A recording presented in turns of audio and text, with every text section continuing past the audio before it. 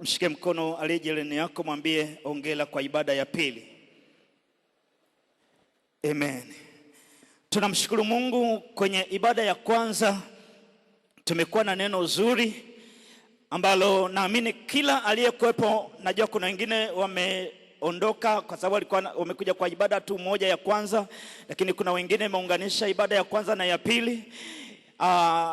Naamini kuna kitu ambacho Roho Mtakatifu amesema na wewe kupitia neno ambalo limepita katikati yetu. Amen. Neno lilikuwa linatoka kwenye kitabu kile cha Kumbukumbu la Torati, na ukisoma ile mistari 14 ya sura hiyo ya 28 inazungumzia baraka, lakini ukianzia mstari wa 15 na kuendelea mpaka 60 kitu kule inazungumzia laana.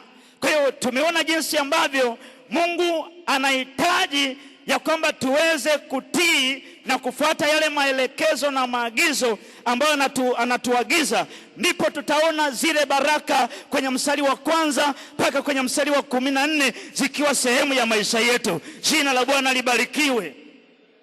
Unajua kuna wakati mwingine tunashika kamstari alafu tunaingia kwenye maombi. Mungu ulisema, lakini baada ya kusema alikusudia nini? Kuna sharti ambalo linafuatwa ndipo yatimizwe yale ambayo amesema. Jina la Bwana libarikiwe. Jina la Bwana libarikiwe. Kwa ninaamini aliyokuwepo kwenye ibada ya kwanza na ambaye pia umeunganisha ibada ya pili, kuna kitu kikubwa ambacho umetoka nacho kwenye hiyo ibada ya kwanza, na ibada ya pili ni mwendelezo. Jina la Bwana libarikiwe. Jina la Bwana libarikiwe. Tutaangalia eneo la kumpenda Mungu. Pia tutaona kuna vipengele ambavyo pia tumekuwa navyo kwenye ibada ya kwanza. Kipengele tunaposema kumpenda Mungu. Kumpenda Mungu katika tafsiri nyepesi ni ile hali ya kumpa nafasi ya kwanza. Ni ile hali ya kumheshimu Mungu, ya kwamba yeye ni kila kitu kwenye maisha yako. Jina la Bwana libarikiwe.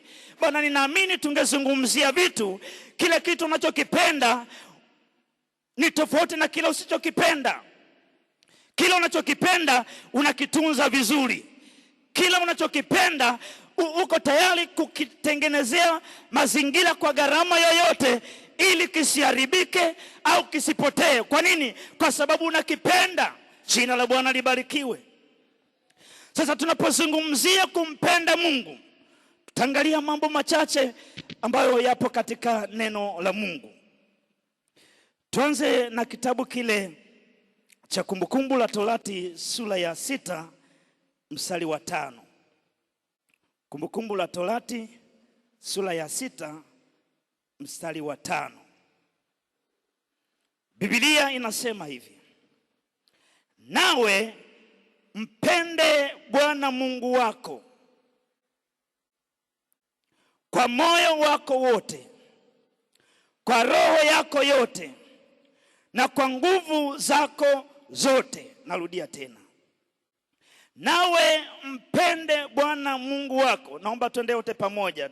Sema, nawe mpende Bwana Mungu wako kwa moyo wako wote, na kwa roho yako yote, na kwa nguvu zako zote. Sasa tunabadilisha. Utasema kwa nafsi yako binafsi, pale tulisema kwa wingi. Sema, nami nimpende Bwana Mungu wangu kwa moyo wangu wote, kwa roho yangu yote, na kwa nguvu zangu zote. Na kuna mahali pengine anasema hata na kwa akili zako zote. Jina la Bwana libarikiwe. Kwa nini tunaangalia ujumbe huu? Katika kumpenda Mungu yapo mambo mengi, lakini tutaangalia mambo machache kulingana na vile ambavyo Mungu ametupa hii nafasi. Tunapozungumza kumpenda Mungu, kwa nini Mungu anaagiza kuambia watu wake kwamba wampende kwa moyo wao wote na kwa roho yao yote, lakini pia na kwa nguvu zao zote. Maana kwamba katika jitihada za kuonyesha kwamba Mungu unampenda, moyo wako unahitajika, roho yako inahitajika, na nguvu zako zinahitajika. Jina la Bwana libarikiwe. Jina la Bwana libarikiwe. Haitoshi tu kusema kwa mdomo kwamba ninampenda Mungu. Mungu anatamani kuona kuna jitihada ili kuthibitisha kila unachokiri ya kwamba unampenda. Jina la Bwana libarikiwe. Amen. Kwa moyo wako wote, kwa roho yako yote, na kwa nguvu zako zote. Tuende kwenye kitabu kingine, kitabu kile cha Injili ya Yohana 14 ule mstari wa 21. Yohana 14 mstari wa 21. Ndipo unaweza ukaona Roho Mtakatifu alivyo wa ajabu sana, kwa sababu ujumbe wa ibada ya kwanza na ibada ya pili ni kitu kile kile, ni kama tunaongezea. Jina la Bwana libarikiwe. Jina la Bwana libarikiwe. Maana anayempenda Mungu atatii maelekezo yake, maagizo yake. Amen. Jina la Bwana libarikiwe. Jina la Bwana libarikiwe. Kile kitabu cha Yohana 14 mstari wa 21, neno linasema hivi: yeye aliye na amri zangu na kuzishika, yeye ndiye anipendaye, naye anipendaye atapendwa na Baba yangu, nami nitampenda na kujidhihirisha kwake. Jina la Bwana libarikiwe. Huyu ni Yesu anasema. Pale tuliposoma ni Mungu alikuwa ananena kupitia Musa. Hapa ni Yesu kwa kinywa chake ananena ya kwamba mtu anipendaye ni yule azishikaye amri zangu. Amri zake ni yale tulioelekezwa kwenye ibada ya kwanza. Kuna mambo ambayo Mungu anataka tufanye, kuna maelekezo ambayo Mungu anataka tufanye. Biblia inasema ya kwamba ili uonyeshe kwamba unampenda, manake ni pale unapoyatendea kazi. Jina la Bwana libarikiwe. Anipendaye ni yule azishikaye amri zangu. Nisikilize, kuzishika amri za Mungu si kukariri. Hamaanishi kukariri, hamaanishi kwamba unazielewa tu. Anamaanisha ya kwamba ni yule azishikaye, manake kwamba ni sehemu ya maisha yake. Bila hizo hawezi kuendelea, bila hizo hawezi kutembea, bila hizo hawezi kufanya chochote, bila hizo hawezi kufanikiwa, maana zile amri zina maelekezo ndani yake. Jina la Bwana libarikiwe. Jina la Bwana libarikiwe. Kitu gani ambacho nataka tuone pale? Kumpenda Mungu. Mwambie mwenzako kumpenda Mungu. Mwambie hivi, kumpenda Mungu hakuko katika maneno ya kinywa tu, bali katika kutenda kile ambacho Mungu anapenda utende. Mbona humwambii? Mwambie kumpenda Mungu hakuko katika maneno ya kinywa tu, bali katika kutenda yale ambayo Mungu anapenda uyatende. Jina la Bwana libarikiwe. Jina la Bwana libarikiwe. Ndio maana wakati Mungu anataka kupima moyo wa Ibrahimu, hebu tusome ile Mwanzo 22. Hatutasoma mistari yote, tuanzie ule mstari wa 11 alafu na ule wa 12. Mwanzo 22:11 hadi 12. Tuone ambapo Mungu alikuwa anataka kuupima moyo wa Ibrahimu, kwamba anampenda au anapenda alichokipata kutoka kwake, alichokisubiri kwa muda mrefu. Kwa hiyo kuna mazingira mengine Mungu anaweza akaamua kukupima juu ya kile ulichopata, hata kama uliomba kwake akakupa. Kuna wakati Mungu anaweza akaamua kukupima ili aone moyo wako na nguvu zako na roho yako imezama kwenye kipi, kwenye aliyekupa au kwenye ulichopewa. Sio kama kuna mtu amenelewa hicho Kiswahili. Si unaelewa? Tuchukulie kwa mfano, naweza nikaamua kukupa kitu Sasa moyo wako unapenda nilichokupa au unapenda aliyekupa hicho alichokupa? Ndicho Mungu alichokuwa anapima kwa Ibrahim. Tusome hiyo mistari, ukipata nafasi soma hiyo sura nzima ya 22. Mstari wa 11 na wa 12. Neno linasema hivi: ndipo malaika wa Bwana akamwita kutoka mbinguni, akasema, Ibrahim, Ibrahim. Naye akasema, mimi hapa. Akasema, usimnyoshee kijana wako mkono kijana wako, wala usimtendee neno, kwa maana sasa najua ya kuwa unamcha Mungu, iwapo hukunizuilia mwanao wa pekee. Jina la Bwana libarikiwe.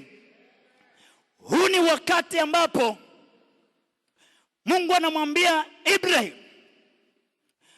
Huyo Ibrahim alimsubiri mtoto ambayo ilikuwa ni ahadi ya Mungu kwa muda mrefu.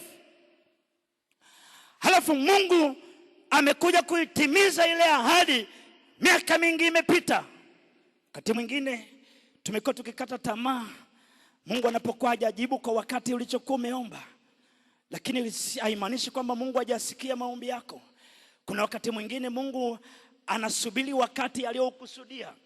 Maana Mungu pia huwa anajibu kwa wakati wake. Sawa, kuna wakati wetu hata kama ni la haraka, Mungu anaangalia wakati wake kwenye hilo jambo. Jina la Bwana libarikiwe. Jina la Bwana libarikiwe. Sawa, kuna mwingine tunaweza tukawa hatujapata kama neno linavyosema kwenye Yakobo kwamba pengine tumeomba vibaya, lakini kwa wakati mwingine Mungu pia anaweza akachelewa kwa sababu zake mwenyewe. Angeweza kujibu kwa wakati kutoka kwa Ibrahim, lakini Ibrahim akasubiri mpaka kuna wakati akaingia kwenye ubinadamu. Lakini nataka nikwambie, hata kama ukapita njia gani, ahadi ya Mungu bado iko pale pale. Wakati ukifika lazima itimie. Jina la Bwana libarikiwe. Akampata mtoto wake Isaka. Alipompata kwenye misali hii tuliyosoma, ni matokeo ya kile ambacho Mungu alitaka kuona moyo wake. Mungu akamwambia mtoe sadaka ya kuteketezwa. Ibrahim tunaona alitii na akachukua hatua, na akiwa katika utekelezaji amefika hatua sasa, ili sadaka iteketezwe lazima uchinje. Ukishachinja ndipo washe moto kwenye ile madhabahu uliyoijenga na kuweka ile sadaka ili iteketee. Alafu ule moshi upande juu moja kwa moja mpaka mbinguni, kuonyesha sadaka yako imekubalika. Amefika hatua ameshamweka juu ya ile madhabahu ambako tayari kuni ziko tayari. Nimefupisha tu habari, ni ndefu, maana hata kuna wakati kijana aliuliza, sasa mbona hatuoni mwana kondoo? Hizo habari najua tunazifahamu. Nataka tuendelee kwenye pointi ya ujumbe wetu wa mchana wa leo. Amen. Wangapi wana amani mpaka sasa? Pigie Yesu makofi mengi mengi. Kashamweka pale madhabahuni. Nimesema ili ile sadaka uiteketeze lazima uchinje. Kama ni mwana kondoo, sasa ni mtoto, alitakiwa amchinje pale madhabahuni. Akachukua kisu akanyosha ili aanze kumchinja Isaka. Ndipo huu mstari wa 11 tuliosoma matokeo yake. Ndipo malaika wa Bwana akamwita kutoka mbinguni, akasema, Ibrahim, Ibrahim. Naye akasema, mimi hapa. Kwa lugha nyingine akaitika, akasema, usimnyoshee kijana mkono wako, wala usimtendee neno, kwa maana sasa ninajua ya kuwa unamcha Mungu. Lile neno kumcha Mungu ni kumpenda Mungu, ni kumpa nafasi ya kwanza, ni kumheshimu Mungu kuliko chochote. Jina la Bwana libarikiwe. Jina la Bwana. Kwa hiyo manake Mungu akauona moyo wa Ibrahimu, akaiona roho ya Ibrahimu, akaziona nguvu za Ibrahimu. Maana nguvu lazima zilitumika. Mzee Sombe, nisaidie mwalimu mwenzangu wa Sunday School. Hivi yule kijana, labda mchungaji anaweza akatusaidia siku nyingine. Maana mpaka alikuwa na uwezo wa kubeba kitu, ni kijana mkubwa. Si ndio? Jamani, si ni kijana mkubwa? Maana haituambii kwamba alibebwa mgongoni. Alitembea na alibebesha na yeka mzigo. Maana yake ni kijana mkubwa. Halafu sasa sijajua Ibrahim alikuwa na, tuchukulie sasa labda mzee Sombe ndo Ibrahim sasa. Una kijana wako mkubwa. Halafu sasa inatakiwa umkamate, umweke pale. Unatumia nguvu ndogo. Si lazima nguvu zilitumika. Jamani, tuko pamoja, mbona mnanishangaa? Kwa hiyo manake katika kumpenda Mungu, Ibrahim lazima alitumia nguvu. Kijana anasema, sasa baba, mbona unaanza kunifunga mimi? Si inatakia hivi vifungo, hizi kamba unataka umfunge mwana kondoo, mbona nifunga mimi? Anasema, tulia tu kijana, tulia tu, kuna kitu ambacho unafikiri kwa kazi ndogo. Jamani, hapa tu tunacheka lakini nakwambia haikuwa kazi ndogo. Jina la Bwana libarikiwe. Jina la Bwana libarikiwe. Hatujui alimkonvinsi kwa kitu gani, lakini akamfunga ili anachukua kisu amchinje. Malaika akamwambia, usimchinje. Mungu ameujua moyo wako. Amejua ya kwamba unampenda. Amejua ya kwamba unamcha. Kwa hiyo kuna wakati Mungu anaweza karuhusu jambo ili apime kwamba unampenda. Sasa hapo wengi ndipo huwa tunakata tamaa mapema. Hapo wengi ndipo huwa tunarudi nyuma. Lakini nakutangazia katika ibada ya leo, wewe ambaye uko online na wewe ambaye uko kwenye ibada hii, ya kwamba katika mazingira yoyote usikate tamaa. Endelea kumpenda Mungu katika mazingira yoyote. Jina la Bwana libarikiwe. Acha watu waseme wanavyoweza kusema, lakini wewe simama kwenye kile ambacho Mungu anataka usimame nacho. Jina la Bwana libarikiwe. Usirudi nyuma kwa maneno ya watu. Hayakuanza leo, hata kwa Yesu yalimfuata mpaka msalabani. Sema wewe unajifanya wewe ndio unaokoa watu. Hebu jiokoe mpaka msalabani. Mwambie mwenzako, sembuse wewe. Lakini tunaona kwamba hakukata tamaa. Ndipo ndio maana kwenye ile wa Filipi ile 2 kuanzia 9 na kuendelea anasema, kwa njia hiyo Mungu akamkirimia jina pita majina yote. Kwa sababu gani? Alistahimili adhabu zote, alistahimili matukano yote, alistahimili kila vituko vya kila namna na kila vizuizi vya kila namna, ili kwamba atimize kile ambacho Baba amemwagiza. Hiyo ndiyo roho ya kumpenda Mungu. Jina la Bwana libarikiwe. Jina la Bwana libarikiwe.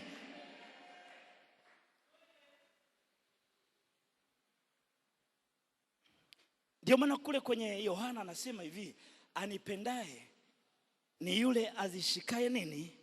Amri zangu na kuzishika. Ndiye anipendaye. Naye anipendaye atapendwa na Baba. Kumbe tukitaka tupendwe na Baba, hakuna shortcut. Mwambie mwenzako, hakuna shortcut. Ni kuzishika nini? Jamani, ni kuzishika nini? Mchungaji wetu alitoa mfano mzuri sana. Mimi umenipa somo kubwa sana. Aliwaita ndugu, naomba nisiwataje. Aliwaita ndugu wawili. Tusimone hizo speaker 2 wale ambao tumekuja ibada ya pili. Alitoa mfano kwenye hizo speaker 2 na hizo 2 za juu na hii ya chini. Akawaita watu wawili. Na walitii, si ndio? Alafu akamwambia zibebeni. Wakawa nataka kubeba moja moja, nataka mbebe zote. Alafu walikuwa watii, wakaacha kubeba moja moja, wakaanza kubeba zote, lakini kwa sababu ni nzito. Baadaye mchungaji akajua ule utii wao, akasema sasa kwa kuwa umetii, nashukuru, rudini mkakae. Lakini walikuwa watii. Umenielewa vizuri? Unajua walikuwa na sababu zote za kumwambia mchungaji haiwezekani, lakini hawa jamani nimewatafakari kweli, hata wasemi mchungaji hatuwezi, wakaanza kubeba. Walikuwa na haki kabisa kumwambia huu mzigo kwa watu wawili hauwezekani, lakini mchungaji anasema hebu bebeni. Tena nilikuwa namwangalia usoni mchungaji, yani kama amemaanisha kabisa kwamba kweli wabebe. Haya, hebu bebeni. Sio moja, bebeni zote kwa pamoja. Wanang'ang'ana kubeba. Sasa kwenye kiroho, maana yake kwamba Mungu tunapofanya kila alichotuagiza ndio njia inayoonyesha kwamba tumempenda. Na tukionyesha kwamba tumempenda, yeye automatically anatupenda. Kuna mtu hajanielewa hapo. Yesu anasema hivi, anipendaye ni yule azishikae amri zangu, na anipendaye atapendwa na Baba. Halafu kuna kitu cha tatu, anasema mimi nitajidhihirisha kwake. Unataka Yesu aonekane kwenye maisha yako, lazima utembee kwenye hizi hatua. Hakuna shortcut. Simama kwa miguu yako. Simama kwa miguu yako. Mimi sijajua unamtii Mungu kwa kiwango gani.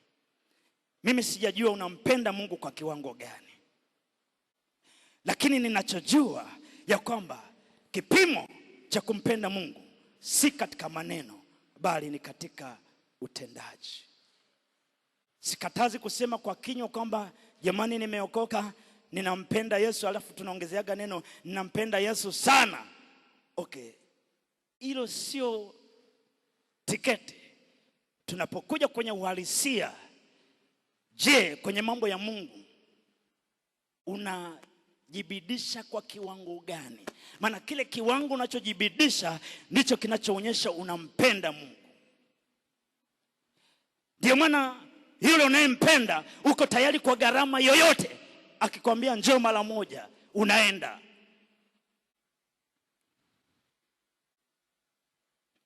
Ndio maana kwa sababu tunaipenda kazi, hata kama kuna mvua, uko tayari kwa gharama yoyote ili ufike kazini kwa muda ule uliohitajika. Lakini tunapokuja kwa Mungu, tunampenda Mungu kwa kiwango gani? Jitihada tunayoifanya kule kazini, nifike kwa gharama yoyote. Kwa Mungu natoa sababu. Mvua ilikuwa kubwa, mbona ikiwa kubwa kazini naenda? Na mbele yetu kuna matukio ambayo tumetangaziwa, ibada ya kwanza, ya pili na ile ya tatu ambayo ni ya mavuno. Maana kwamba huwezi kujua Mungu pia anataka kutupima kwa mwaka mzima tunampenda kwa kiwango gani. Kwa kile tutakachokifanya, Mungu haangalii kile, anaangalia moyo uliofanya. Ndio maana alimtakabali Habili kwanza, ndipo sadaka ikafuata. Kwa hiyo kipimo cha kwamba unampenda Mungu,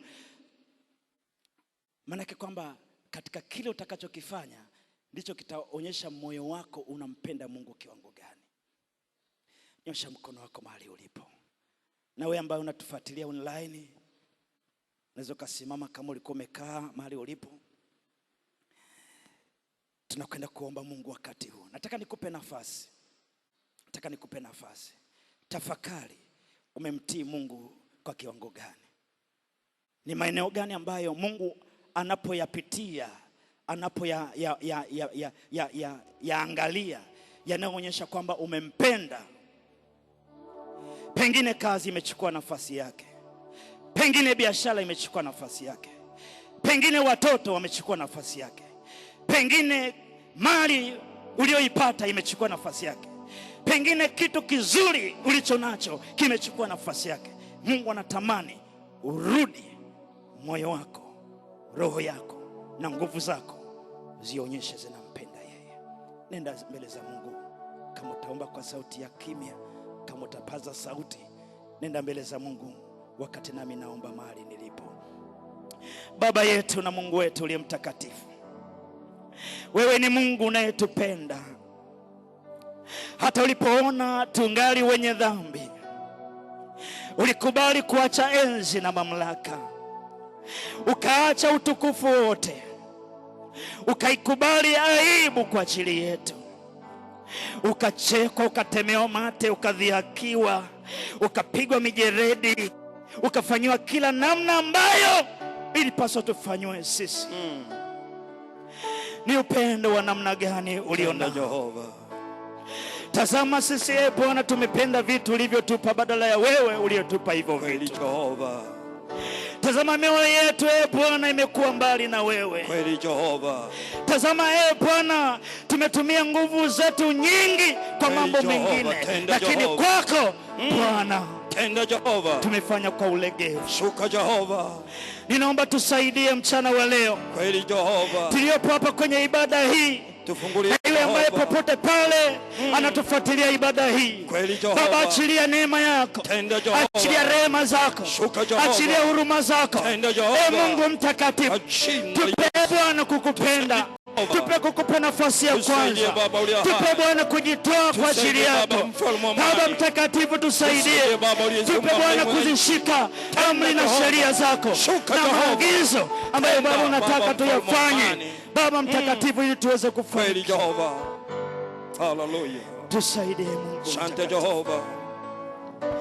tusaidie Mungu mtakatifu, Oh, haleluya, tusaidie Mungu mtakatifu, tusaidie Baba mbinguni, tusaidie Roho Mtakatifu, tufungulie Jehova, tusaidie kwa uweza wako Bwana, tenda ndani ya damu na nyama, tusaidie kwa nguvu zako Bwana, onekana Baba ule hai, tusaidie kwa mamlaka yako Bwana, kweli Jehova, tusaidie kwa kibali chako shuka Bwana, Jehova, tusaidie kwa nguvu zako wewe kweli Bwana, Jehova, katika jina la Yesu Kristo wa Nazareti hai.